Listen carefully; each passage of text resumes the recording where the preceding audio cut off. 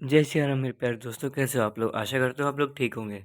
तो आज हम आपके लिए लेके आए हैं क्लास 9th के फर्स्ट चैप्टर के टॉपिक पार्ट नंबर 4। ठीक है, तो चलिए स्टार्ट करते हैं आज का टॉपिक। तो क्या बोल रहा है, solid can hardly B compressed on applying pressure. भाई अगर हम क्या करते हैं, सॉलिड क्या होता है, एक मजबूत चीज़ होती है।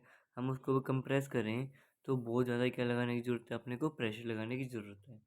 It is very difficult to compress a solid on applying pressure. उतना ही डिफ़िकल्ट है जितना कि ये सॉलिड की प्रॉपर्टी शो करता है। मतलब कि इजीली ये कंप्रेस हो नहीं सकता। ठीक है, अगली लाइन क्या बोल रही है, we can not press a piece of stone by applying pressure with our hands. भाई हम हमारे हाथ से एक स्टोन के ऊपर प्रेशर लगाते हैं तो वो क्या है, इजीली कंप्रेस नहीं हो सकता, प्रेस नहीं हो सकता। ठीक है, actually the constituent particles are very closely packed. आपको बताना चाहेंगे, जो नॉर्मल जो चीज़ है, इसके जो पार्टिकल्स है वो बिल्कुल क्लोजली पैक्ड है। और क्लोजली पैक्ड होने के साथ साथ उनका फोर्स ऑफ अट्रैक्शन जो है वो एक दूसरे पार्टिकल के साथ अटैच हुआ है, उसकी वजह से बहुत ज़्यादा है। ठीक है, तो क्या कर रहा है कि solid that they either do not come closer or they do so only slightly when a high pressure is applied। क्या बोल रहा है कि इफ मान लीजिए क्लोजली पैक्ड होने के साथ साथ सॉलिड में, that they either do not come closer, अगर ये नहीं होते हैं आपस में, मतलब पास नहीं होते हैं, और do so only slightly when high pressure is applied, तो हम उसके ऊपर क्या कर सकते हैं, अप्लाई कर सकते हैं प्रेशर को।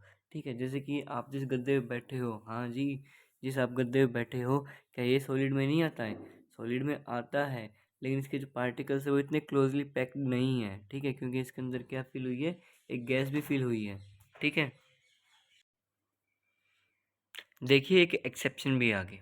ठीक है, एक्सेप्शन क्या बोल रही है, स्पंज मेड फ्रॉम फोम और रबर मटेरियल। जो स्पंज है किससे बनी है, एक फोम से और रबर मटेरियल्स बनी है। It can be easily compressed, they are very small और pin size holes throughout the body of the sponge. भाई पूरे स्पंज में क्या है, एक पिन जैसे अपने छेद हैं, छिद्र हैं उसके अंदर, जो कि उसके भी पार्टिकल्स भी किससे रहेंगे, बहुत ही क्लोजली पैक्ड बिल्कुल नहीं रहेंगे। क्यों? क्योंकि अंदर क्या प्रेजेंट है, एयर प्रेजेंट है। When we apply the pressure, जब हम उसको प्रेशर अप्लाई कर सकते हैं, तो करते हैं या फिर कर भी सकते हैं इजीली, एयर इज एक्सपेल्ड, मतलब कि एयर जो है बाहर निकल जाती है किससे, फ्रॉम दीज होल्स, ये जो छेद है उन छेदों से वो जो है हवा बाहर निकल जाती है। ठीक है, तो स्पंज गेट कंप्रेस्ड, तो स्पंज क्या होता है, कंप्रेस हो जाता है। ऐसे अपना जो गद्दा है, ठीक है, वो भी कंप्रेस हो जाता है, फोम है वो भी कंप्रेस हो जाता है, क्योंकि उनके अंदर क्या है, होल्स हैं, और उन्हीं होल से क्या निकलती है, हवा निकल जाती है। ठीक है, नेक्स्ट के बारे में बात करेंगे। नेक्स्ट है, solid have negligible kinetic energy of particles. भाई सॉलिड की जो काइनेटिक एनर्जी है बहुत ही कम रहती है। क्यों? क्योंकि इनके जो पार्टिकल्स है बिल्कुल क्लोजली पैक्ड है, और मूवमेंट क्या होती है, सबसे कम होती है। ठीक है, तो kinetic energy is linked with the movement of the particles from one place to another. भाई क्या कह रहा है कि काइनेटिक एनर्जी है जो सॉलिड के केस में, मूवमेंट तो होती नहीं है, बहुत ही कम होती है। ठीक है, ये इजीली मूव नहीं कर सकते एक प्लेस से दूसरी प्लेस तक। The constituent in solid state are very closely packed, इनके जो पार्टिकल्स है, कॉन्स्टिट्यूएंट्स है, वो बिल्कुल क्लोजली पैक्ड है, जैसे कि आपको बताया गया है। They have negligible kinetic energy, that's why solid do not flow. तो इनकी काइनेटिक एनर्जी बहुत ही नेग्लिजिबल की ही बराबर होती है, और फिर ये क्या काम करते हैं, ये इजीली फ्लो नहीं कर सकते हैं। ठीक है, नेक्स्ट देखिए क्या बात कर रहे हैं कि solid do not have the property of diffusion, कि सॉलिड जो प्रॉपर्टी किसकी शो नहीं करता, डिफ्यूजन की प्रॉपर्टी शो नहीं करता। क्यों? देखिए, when particles of one substance occupy the vacant space. भाई कोई पार्टिकल्स है, अगर इन जो वॉइड्स को या फिर ऑक्यूपाई स्पेस को क्या करते हैं, ऑक्यूपाई करता है। ठीक है, present in the particles of the other substance is called diffusion. But diffusion की जो डेफिनेशन है, क्या बोल रही है, पार्टिकल्स ऑफ वन सब्सटेंस, कोई भी सब्सटेंस के एक पार्टिकल्स है, वो वैकेंट स्पेस में जो प्रेजेंट है, वैकेंट स्पेस प्रेजेंट है किसके अंदर, पार्टिकल्स के बीच में ही, वो भी किसका, अदर सब्सटेंस का। ठीक है, वो अगर इजीली आ जाए, सेटल हो जाए, ऑक्यूपाई कर ले, तो उसको क्या बोलते हैं, डिफ्यूजन बोलते हैं। क्यों? Due to absence of kinetic energy in the particles of solid, there is hardly any diffusion.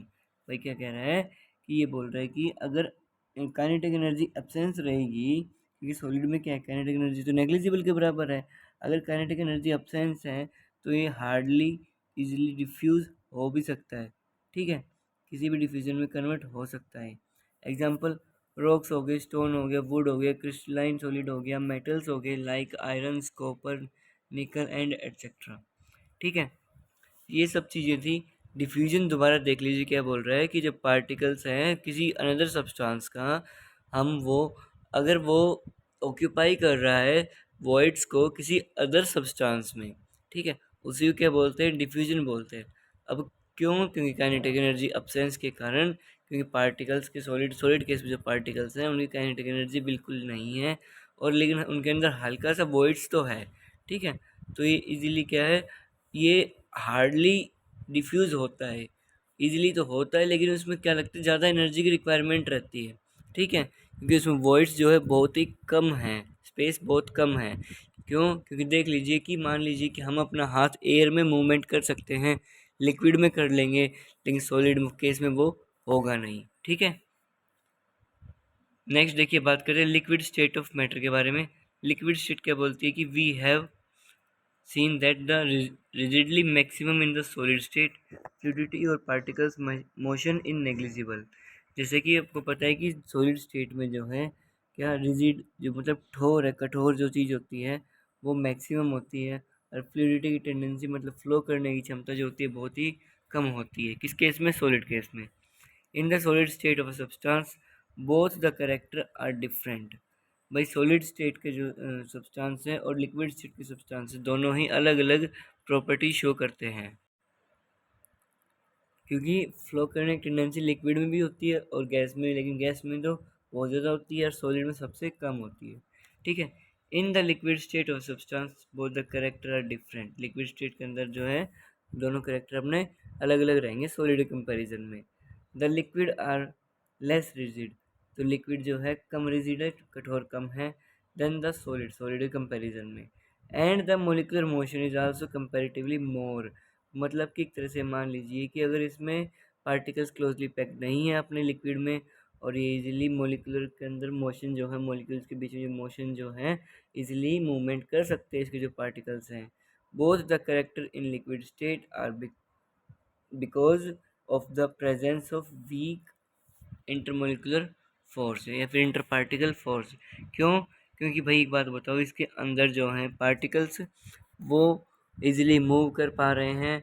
Absence क्या रहेगा इसका, कि कठोरता इसमें अब्सेंस रहेगी, रिजिड अब्सेंस है, और दूसरी चीज़ के प्रेजेंस क्या है, weak intermolecular force of attraction, क्योंकि इनके पार्टिकल्स के बीच में क्या है, गैप है, ठीक है। अगला है liquid do not have fix shape. Liquid क्या फिक्स शेप होती है, नहीं, क्योंकि हम अगर किसी भी कंटेनर में ये यूटेंसिल्स में डालें तो वो उसी की शेप ले लेता है, जैसे ग्लास की शेप हो गई, कटोरे की शेप हो गई। जो मान लीजिए 2 लीटर आपने ले लिया, पानी लिया, किसी टंकी में डाल दिया, ठीक है, उसकी शेप अलग हो गई। और उसी को हम किसी टैंकर में डालते हैं तो वो शेप अलग हो जाती है, ग्लास में डालते हैं वो शेप अलग हो जाती है, ठीक है। तो इसकी कोई फिक्स शेप नहीं होती। Liquid do not have fix shape and take up the shape any containers in which these are put. हम किसी भी कंटेनर में डालते हैं तो उसी के अकॉर्डिंग वो शेप अपनी रिगेन कर लेता है। This is due to the reason inter particle force are very not very strong, and the particles present in any one layer can slide over the layer, can shade over the other layer quite easily. As a result, the liquid takes up the shape of the container in which it is kept। कुछ नहीं है इसके अंदर, क्या है कि वही अपने पार्टिकल्स की जो लेयर रहती है वो लूजली बाउंड नहीं, लूजली बाउंड है, क्लोजली बाउंड नहीं है, स्ट्रॉन्ग बाउंड नहीं है वो, ठीक है। उसी की वजह से क्या है, लेयर के अंदर स्लाइड मूवमेंट आता है, और अपर जो लेयर रहती है वो इजीली मूव कर सकती है, नीचे वाली मूवमेंट कर लेगी, मतलब उसमें टेंडेंसी टू फ्लो की क्षमता आ जाएगी, और वो क्या काम करती हैं कि इजीली किसी भी कंटेनर का शेप ले लेती है, ठीक है। अब देखिए इंटर पार्टिकल, क्योंकि जो लिक्विड के अंदर क्या रहती है, टेंडेंसी टू फ्लो की क्षमता रहती है, इंटर पार्टिकल्स जो है इनके बीच में स्पेस जो है कैसा रहता है, बहुत ही आपका इजीली फ्लो करने की टेंडेंसी होती है इसमें, और लूजली बाउंड रहते हैं, ठीक है। अगला जो टॉपिक है, लिक्विड ऑक्यूपाई डिफाइनेट वॉल्यूम और कीप देयर वॉल्यूम। भाई लिक्विड के अंदर क्या है, डिफाइनेट वॉल्यूम रहता है, मतलब उसकी क्वांटिटी क्या रहती है, फिक्स रहती है। ठीक है, क्वांटिटी फिक्स रहती है और वो एक अपने वॉल्यूम को मेंटेन रखता है। ठीक है, देखिए क्या बोल रहा है कि through the liquid do not have definite और पर्टिकुलर शेप। लिक्विड के हैं जो, वो पर्टिकुलर शेप नहीं होती, डिफाइनेट उनकी शेप नहीं होती है, but they do have definite volume, मतलब उनकी क्वांटिटी क्या होती है, फिक्स होती है। This means that the like as solid और liquid can not be compressed on applying pressure. भाई सॉलिड को हम कंप्रेस नहीं कर सकते, लेकिन लिक्विड को हम प्रेस कर सकते हैं ना, प्रेशर लगा के। ठीक है, like a this means that like a solid and liquid compressed applying pressure, actually the interparticles force is liquid are so strong then the pressure is applied is not the position overcome, this the liquid skip the volume. मतलब एक तरह मान लीजिए कि मान लो हम इसके ऊपर प्रेस लगाते हैं, प्रेशर कर लगाते हैं लिक्विड के ऊपर भी, लेकिन वो क्या होता है, मूवमेंट कर जाता है। ठीक है, मूवमेंट करता है और एक तरह से ये अपने स्ट्रॉन्ग फोर्स ऑफ अट्रैक्शन रहता है, लेकिन सॉलिड से कम रहता है। ठीक है, हल्की कंप्रेस करने से, हालांकि ये कंप्रेस हो जाएगा लेकिन वो प्रेशर ज़्यादा लगाना पड़ेगा। ठीक है, लेकिन हम नॉर्मल कंडीशन में लेके चलें तो ये प्रेस नहीं होगा। आई बात समझ में?